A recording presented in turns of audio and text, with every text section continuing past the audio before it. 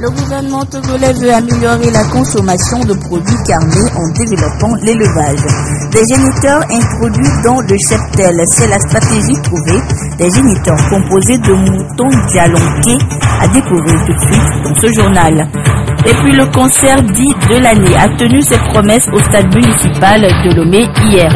Davido du Nigeria et les Toufan ont fait redécouvrir au public leurs différents concepts du moment, le skéléou et le kweta.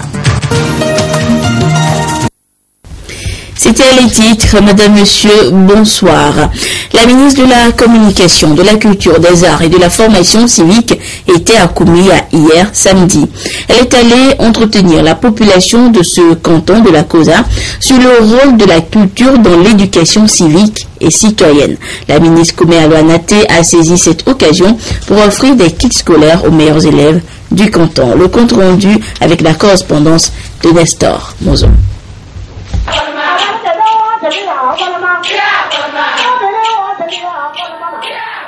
Kouméa est le canton d'origine de la ministre de la Communication, de la Culture, des Arts et de la Formation civique. C'est en sorte un retour au bercail qu'elle a effectué, car dit-on souvent, aussi loin qu'un enfant puisse aller dans le monde, il n'oublie jamais qu'il vient de quelque part. L'une des motivations de ce retour de la ministre est de se ressourcer auprès de ses frères et sœurs de ces cantons de la préfecture de la Kosa. Ensuite, elle a voulu échanger avec eux sur la vision du président de la République, Forest Nyazimbe, qui est de construire un Togo uni, moderne et prospère, où règne la paix et la cohésion sociale. L'état d'esprit et les comportements nécessaires à cette entreprise, selon la ministre, doivent être éclairés par des valeurs culturelles positives. C'est pourquoi elle a proposé comme thème de réflexion le rôle de la culture dans l'éducation civique et citoyenne. Il n'y a aucun développement durable, véritable, qui ne passe d'abord par l'appropriation des valeurs civiques et citoyennes, c'est-à-dire par l'esprit patriotique, par la solidarité, par le travail bien fait et par la capacité à unir nos forces, la capacité à travailler en synergie. Donc nous avons voulu, avec les populations, réfléchir aux problèmes qui peuvent être des handicaps à l'appropriation de ces valeurs qui sont dans nos cultures. C'est pour cela que nous avons voulu réfléchir pour voir quel est l'apport des valeurs culturelles positives sur l'éducation civique et citoyenne. Vous savez que tout passe par là, par l'éducation. Ce n'est pas simplement les enfants, mais aussi les adultes ont besoin qu'on leur rappelle ces valeurs qui sont très importantes pour le vivre ensemble en communauté et pour le travail collectif qui va permettre réellement à notre canton de se développer, à notre région, la Kosa, de se développer et partant à la nation togolaise de se développer.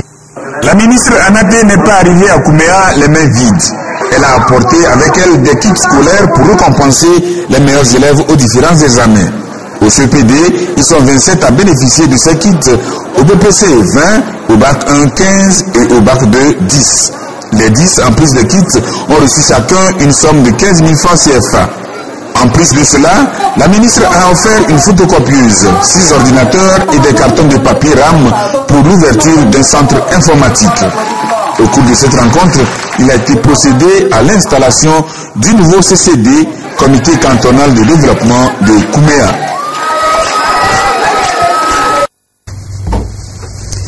Nous vous annoncions hier le démarrage de la deuxième phase de distribution de géniteurs aux éleveurs togolais.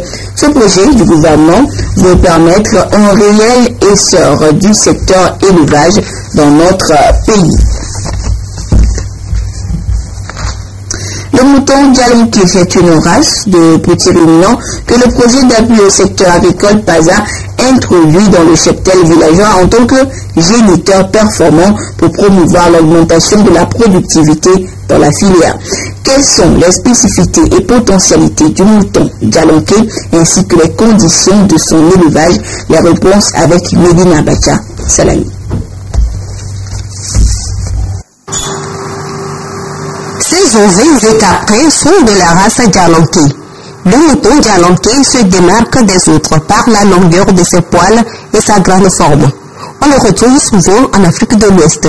Il grandit vite et a un fort potentiel génétique. C'est une race qu'on rencontre dans tous les pays de l'Afrique de l'Est, au niveau de côte, depuis la Casamance jusqu'au Congo-Brazzaville et en dessous du 14e parallèle. Premièrement, c'est la qualité maternelle ou qualité d'élevage. C'est le mode de naissance. Il faut sélectionner des animaux qui ont un patrimoine de jumeaux, un caractère de jumeaux. Et le second caractère, c'est l'aptitude bouchère à grandir vite et à avoir un poids suffisant. Ces géniteurs performants, adaptés aux conditions d'élevage traditionnelles, ont été sélectionnés au Togo pour leur qualité afin d'améliorer la productivité des petits ruminants. Ces bélets vont permettre de remplir ou de jouer un rôle fondamental, celui de la reproduction. Parce qu'on a constaté que dans les élevages villageois, il y a manque de géniteurs. Où les béliers censés jouer le rôle de géniteurs sont de petits formats. Il n'y aura plus d'agneaux qui vont naître avec des poids suffisants, qui vont grandir. Donc il y aura aussi la chance d'avoir des jumeaux et qui vont grandir vite. Donc rapidement, vont atteindre le poids adulte. Ces béliers ont 18 mois. Alors qu'en milieu paysan, c'est des béliers qui doivent avoir 3 ans. L'éleveur qui reçoit les géniteurs devrait avoir déjà rempli un certain nombre de conditions. 1. D'avoir une bergerie, un logement. 2. Être capable d'assurer une bonne alimentation. Il faut vacciner contre la peste petits ruminants. Il faut aussi traiter les animaux contre les ectoparasites, contre les parasites externes, les tiques, etc. À travers le programme national OV Caprin, le ministère en charge de l'élevage facilite l'accès des éleveurs aux géniteurs Djalanké. Aout est l'un des bénéficiaires de la première distribution des géniteurs en 2013 à Adelouvé, dans la préfecture de Zio. Il a aujourd'hui une première génération de 5 ovins et caprins Djalanké. Le projet PASA m'a donné des tôles pour l'enclos et des produits déparasitants. La production est bonne. Suivi, accompagnement et autres actions s'effectuent pour soutenir les éleveurs et assurer la commercialisation de leur production. Nous venons de lancer la deuxième campagne de vaccination. Elle a eu lieu à Kara et donc il est question pour les éleveurs de faire sortir leur cheptel pour qu'ils puissent bénéficier des soins. Nous avons établi une prévision de production sur 10 ans, cette prévision qui pourra naturellement annuler le déficit au point même de placer le Togo dans les pays exportateurs de viande au niveau de la sous-région, au niveau aussi des marchés internationaux. Des 570 géniteurs de la première distribution, on compte aujourd'hui environ 1100. 570 autres géniteurs sont mis à la disposition des éleveurs pour la deuxième phase qui vient de démarrer. Hors du Togo en Guinée, que ce soit le marché à bétail, le grand marché ou le secteur touristique, l'épidémie de la fièvre Ebola a ralenti toute activité économique. Commerçants et hôteliers crient leur ras-le-bol face à une maladie qui continue de gagner du terrain. Au grand marché de Madina, le poumon économique de la Guinée, les activités sont au ralenti. À la gare routière du Libéria, rien ne bouge. Les véhicules qui transportent habituellement des marchandises entre Conakry et Freetown, la capitale de la Sierra Leone, ou Monrovia, la capitale du Libéria, sont à l'arrêt. Conséquence de la fièvre hémorragique Ebola. Les échanges entre les trois pays sont interrompus puisque les frontières sont fermées. Ça marche pas. Tu viens le matin jusqu'à 17h, 18h, tu rentres. Même 100 francs ou bien 1000 francs ou bien 5000 francs. Tu ne gagnes pas, personne à te donner. L'épidémie d'Ebola a un impact économique chaque jour plus important. L'industrie touristique a été la première touchée. Conséquence de la suspension des vols vers Conakry et des mises en garde contre cette destination. L'impact a été immédiat. Les deux grands hôtels qui sont à Conakry en ce moment ont vu leur activité chuter de près de 7% du taux de remplissage de ces hôtels. Donc c'est catastrophique pour le secteur. Les petits métiers qui se greffent habituellement sur l'industrie touristique sont touchés de plein fouet. Les artisans par exemple essaye de faire bonne figure, mais les clients se font de plus en plus rares. On ne voit personne qui rentre parce qu'il y a les vols qui sont diminués, il n'y a pas les passagers, il n'y a pas les clients qui viennent acheter. Même il y a des blancs qui viennent ici, ils envoient des gants, ils portent des gants, ils ne veulent pas qu'on les touche. Tout ça là, bon, c'est difficile de communiquer avec. Du coup, une certaine grogne prend forme en Guinée. Le gouvernement affirme que toutes les mesures ont été prises pour enrayer l'épidémie. Mais certains opposants l'accusent de mauvaise gestion de la crise sanitaire. Au Rwanda, c'est plutôt la joie ou le soulagement chez les populations. La cause de cette joie, une petite invention qui permet à plusieurs ménages de Kigali de réduire sa consommation en charbon ou bois de chauffe. Il s'agit d'un réchaud fonctionnant à nul usager de moteur. Regarde. Attroupement dans les rues de Kigali autour d'une invention qui pourrait bien changer la vie des Rwandais. La star du moment, c'est lui, un réchaud fonctionnant à l'huile usagée de moteur. Et le moins que l'on puisse dire, c'est qu'il s'agit d'un grand succès pour son inventeur. J'avais amené 12 réchauds et ça marche très bien. En même pas 2 heures, je viens de tous les vendre. Je n'en ai plus aucun.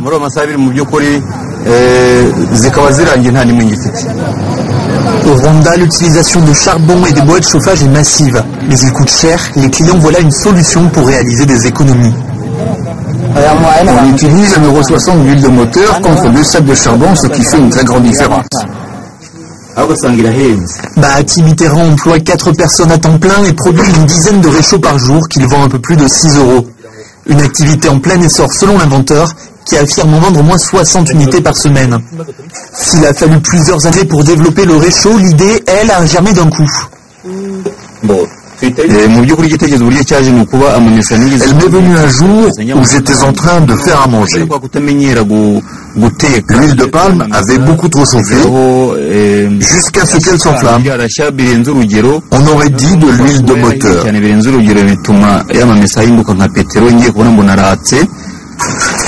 Au départ, la réalisation du projet n'était pas évidente. Problème majeur, empêcher la fumée toxique de s'échapper du réchaud. L'inventeur a donc eu l'idée d'y incorporer un petit moteur qui permet de garder les émanations à l'intérieur de l'appareil. Certains consommateurs restent tout de même un peu circonspects quant au risque pour la santé. L'usage au long terme prouvera ou non sa dangerosité. Mais malgré les doutes, le succès est au rendez-vous. Les acheteurs se pressent maintenant dans les garages pour acheter les huiles usagées. Au Togo, le gouvernement a initié et financé la réhabilitation et la construction d'infrastructures routières sur toute l'étendue du territoire national. La partition à jouer par les bénéficiaires est d'en prendre soin. Une prise de conscience traduite cette semaine par les populations de la préfecture de Wawa qui ont procédé au nettoyage des pistes de la localité. Une idée du ministre en charge de l'urbanisme, Fiato Cécénou. La correspondance de Yves Agbéville. C'est une piste aménagée manuellement par les populations de Gadjigaodo avec l'appui d'Agaïb. Une piste qui risque d'être couverte par la végétation des abords si rien n'est fait. Et c'est en vue d'inviter les populations à prendre conscience de leurs devoirs liés à cette piste qui désenclave leur milieu que le ministre Fiato Cécénou a organisé et exécuté avec les populations le nettoyage des abords de la dite piste. Un comportement qui doit se perpétuer, c'est le souhait de Cécénou pour le bien des mêmes bénéficiaires. Avant de demander à l'État ce qu'il a fait pour vous, demandez-vous ce que vous avez fait pour l'État et ce que vous avez fait pour vous-même. Si nous attendons que c'est l'État qui doit tout faire pour nous, alors nous nous trompons. L'initiative de M. Cécénou sera perpétuée en nous, sera perpétuité. La médecine ne vient pas. Comme il a donné l'exemple, nous allons continuer. Vous convenez avec moi que la politique du chef de l'État, c'est le développement. Et le développement doit partir de la base. Et donc, il faut que la population de la base soit mobilisée pour des travaux communautaires, pour faire avancer ce pays. Et c'est cet esprit que je suis venu rappeler et susciter à mes frères et sœurs de Badi Gaodo. Et je crois que, comme vous le constatez, il y a une grande mobilisation pour élaguer un peu les herbes sur le tronçon Badi Gaodo et Agadia. Présentement, ces Agadia aussi sont en travaux. Outre la visite des pistes ouvertes manuellement par les populations des localités de Pobé et de Bena Plateau, cette dernière localité où CCNO a rencontré les populations et les résidents allemands de l'ONG Le Cercle des Amis en vue de renforcer la paix qui existe déjà entre les autochtones et ces Allemands, le ministre est également allé constater l'effectivité des installations électriques dans la localité de Dani Konta, une réalisation promise par les autorités togolaises et réalisée. Le 31 août prochain, tous les cantons d'Agou se retrouveront ensemble pour célébrer pour la toute première fois Agou des ans aux fêtes du soleil levant. Mais avant, tous les natifs du Grand Agou s'activent pour la réussite de cette fête de retrouvailles qui leur permettra de penser au développement de la préfecture. Des précisions avec Ramdan Bassina. Agou des ans, première édition et nouveau challenge pour ces fils et filles de la préfecture d'Agou à la recherche d'une nouvelle dynamique de développement socio-économique et culturel de leur milieu. Agou des ans, aux fêtes du soleil levant, est une occasion de retrouvailles, de ferment et de prise de conscience des défis liés au développement. C'est donc en prélude à cette fête dont l'apothéose aura lieu le 31 août prochain que les cadres, les chefs traditionnels et les leaders religieux de la localité ont organisé diverses activités pour favoriser la découverte des richesses culturelles et des vestiges cachés de la préfecture d'Agou. Nous sommes autour de la grotte de Boa, située dans le canton d'Agou-Tavier. Ici, c'est un lieu historique. La grotte là, ça représente une divinité à l'époque que les ancêtres adoraient. Ils puisaient aussi leur force spirituelle dans cette grotte pour pouvoir combattre les gens de Chantier. Donc, depuis le départ des Chantier, avec les problèmes de religion, tout est laissé dans l'oubliette. Aujourd'hui que les fils d'Agou se réunissent pour pouvoir revaloriser notre patrimoine culturel, voilà pourquoi nous sommes revenus ici pour aménager. En initiant ces diverses activités marquant leurs fêtes traditionnelles, les cadres du milieu entendent raffermir les liens d'antan, gage d'un essor radio pour les générations présentes et à venir. À l'instar de ce tournoi de football qui a vu la participation de plusieurs clubs venus des 13 cantons de la préfecture d'Agou, le point d'orgue de ces manifestations fut le festival de danse folklorique. Un véritable show culturel et artistique dont 5 groupes seulement participeront à la grande finale vendredi prochain. L'objectif visé par ce festival, c'est d'abord de mobiliser les populations pour la fête qui aura le 31 août. Mais nous sommes vraiment comblés parce que tel que le décollage est, ça présage d'un atterrissage certain.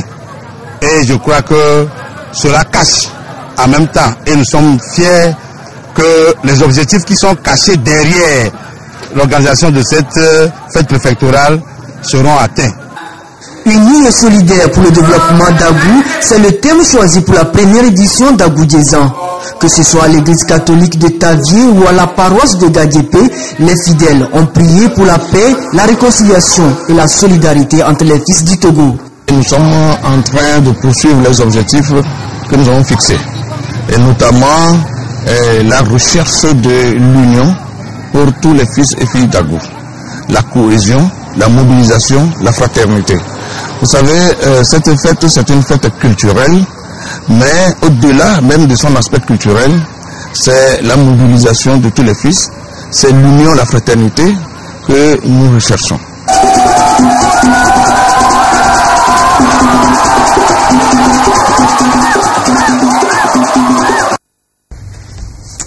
Petite main aujourd'hui, grand maître de demain.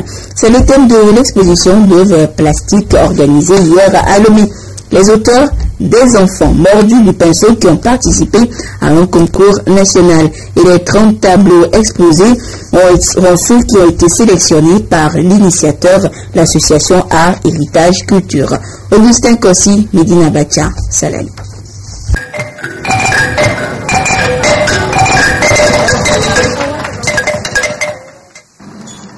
C'est sans doute ici que s'est éclos le talent artistique et culturel de ces 89 enfants sélectionnés à travers le Togo. 30 tableaux retenus meilleurs qui traduisent ainsi leur esprit de créativité et d'ingéniosité. Des œuvres créées pour faire parler la culture et l'art africain. Percussions traditionnelles, danse africaine et peinture sur toile sont aussi au rendez-vous. Ce n'est pas la mort de Jésus sur la croix. Je veux transmettre le message que personne d'autre ne peut plus faire un plus grand sacrifice que ça. J'ai intitulé ce tableau La réconciliation. Je voudrais inviter tous les Togolais du nord au sud, de l'est à l'ouest pour venir se réunir. Cette initiation précoce des enfants en arts plastiques et en danse traditionnelle est à mettre à l'actif de l'association Art, Héritage, Culture, Carrefour des talents artistiques de demain. Ce deuxième rendez-vous culturel est placé sous le thème Petite main aujourd'hui, grand maître de demain. Nous avons le programme Vacances utiles qui est une composante du programme Petite main aujourd'hui, grand maître de demain. Le programme Vacances utiles est un programme qui saisit l'opportunité des vacances. Les parents décident de nous confier la formation artistique de leurs enfants. Et nous prenons ces enfants pendant 3 semaines. Et les ateliers du matin sont réservés à la peinture sur toile. Nous apprenons aux enfants à jouer aux instruments de musique traditionnelle. Ces enfants venus de 3 régions du Togo, Maritime, Plateau et Kara, ont pendant 3 semaines eu à se familiariser avec les techniques et expressions artistiques.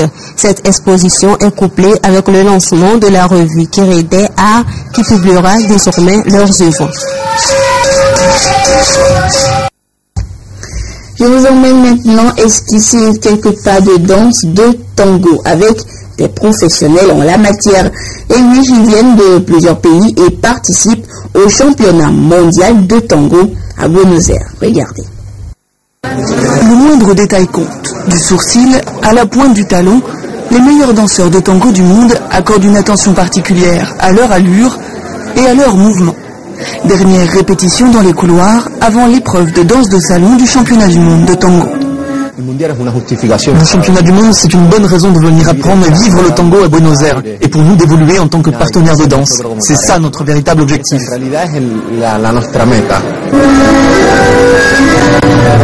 Julio est cubain. Avec sa partenaire et sous le regard attentif du jury, ils esquissent un pas de 2 concentrés. Le championnat du monde, ce n'est pas seulement la possibilité de remporter un titre convoité, c'est aussi une plongée dans les origines du tango, né à Buenos Aires au XIXe siècle. C'est une expérience incroyable, danser le tango à Buenos Aires. C'est quelque chose qu'on ne peut comparer à rien d'autre. C'est un bon moment pendant lequel on apprend beaucoup, pas seulement sur la danse en elle-même, mais aussi sur le chemin qui amène un danseur jusqu'à ce genre d'événement. Et pour les salles de danse, on rencontre plein de gens. À Buenos Aires, le tango est partout. Danse populaire qui se pratique dans les bars au rythme du bandoneon, ou danse de salon, moins enlevée, à l'occasion du championnat du monde. Gestes lents, déplacements mesurés, la sensualité légendaire du tango se décline cette fois tout en retenue. Les couples venus du monde entier devront attendre le 26 août pour savoir qui sera sacré cette année meilleur danseur de tango du monde. Et hier au stade municipal de Lomé, on a dansé non pas du tango, mais du gweta et du skeleu.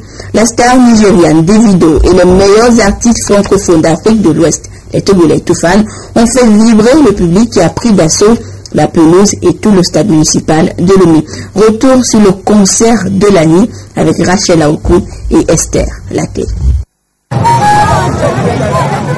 Toufan et Davido, le concert tant attendu des Mélomanes, a mobilisé un monde fou ce samedi après-midi.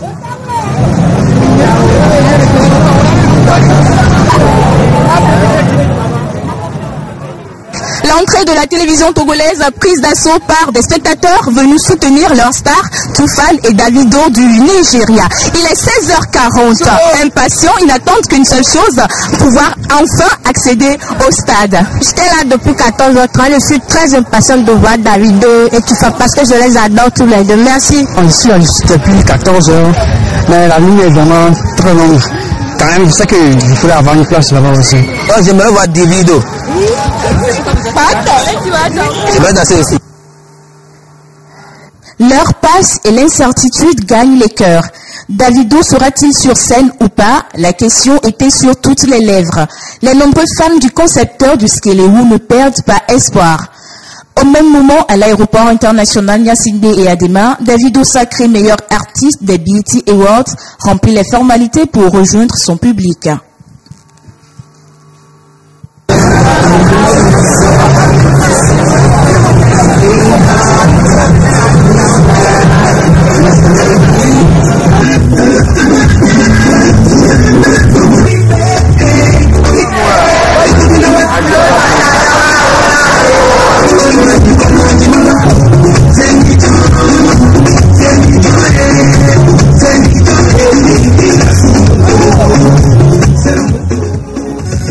Le concert démarre finalement au stade Omnisport de Lomé avec l'entrée sur scène des meilleurs artistes d'Afrique francophone des BET Awards, les Toufan.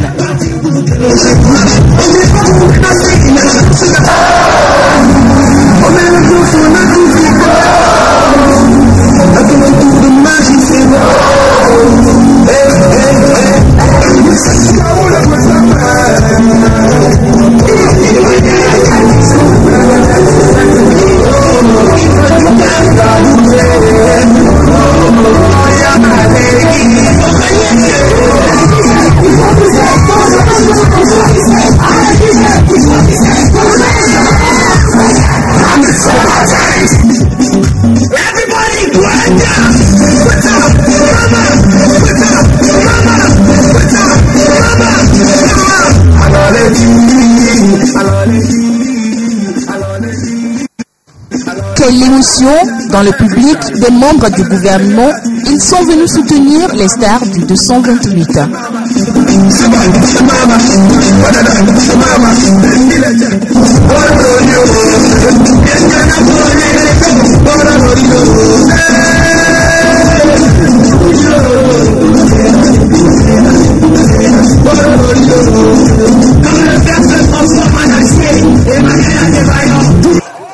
Après 4 heures d'attente, ils découvrent pour la première fois l'étoile montante de la musique nigériane sur scène.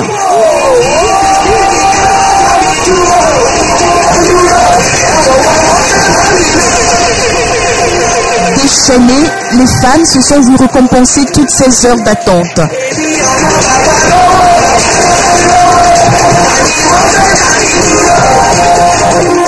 Le spectacle était à son comble.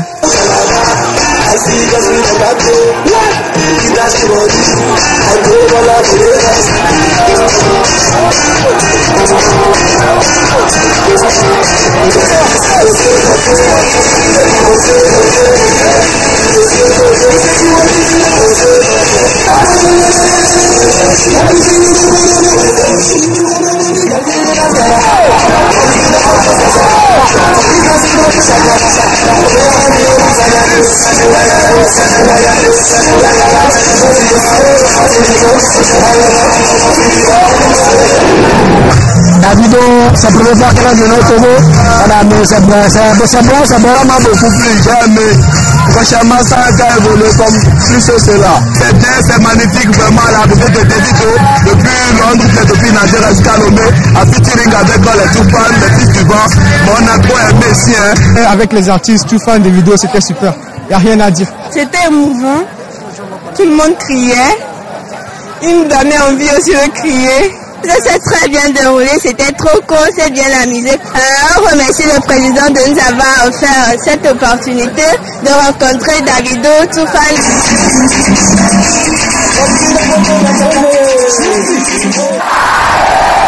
La communauté nigériane fortement représentée n'a pas voulu se faire compter l'événement.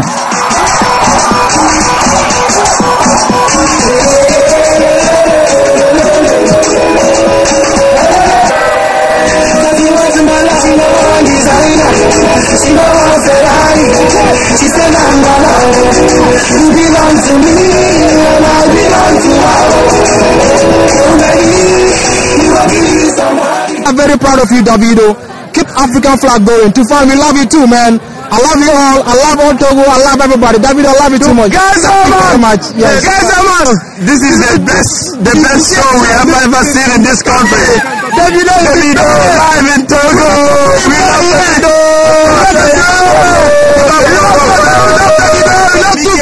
I love Davido. Davido is my fans. David, come and play for you. I love you. David, much. I love Davido. Davido is my friend. I love Nigeria. Up Nigeria. Nigeria will be carried first forever and ever. Amen.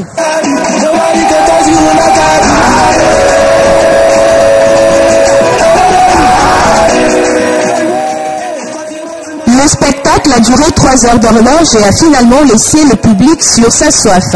Mais en attendant d'autres scènes, Toofan et Davido vont œuvrer pour décrocher d'autres trophées plus distinctifs que les BET Awards et ainsi redorer ensemble le blason de la musique africaine.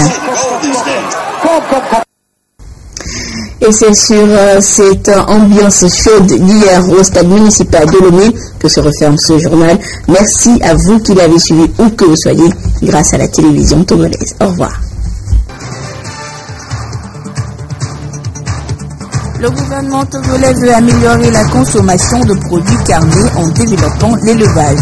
Des géniteurs introduits dans le cheptel, c'est la stratégie trouvée. Des géniteurs composés de moutons dialonqués. Et puis le concert dit de l'année a tenu ses promesses au stade municipal de Lomé hier. Davido du Nigeria et les Toofan ont fait redécouvrir au public leurs différents concepts du moment, le skeléou et le péta.